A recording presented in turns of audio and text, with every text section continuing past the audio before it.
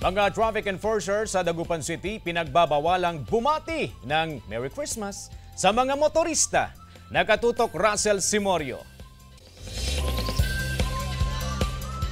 Ngayong Kapaskuhan, kabi-kabilaan na ang bumabati ng Merry Christmas. Pero may ilan na pinagbabawalan munang bumati.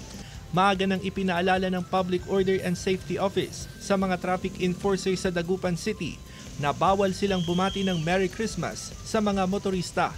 Pagpapahiwati gumano ng paghingi ng aginaldo ang pagbati ng Merry Christmas sa kalsada. Kasi pag oras na bumati ka, ibig sabihin, may ibig sabihin yan. O kaya yan ang pinagbabawal ng MMDA.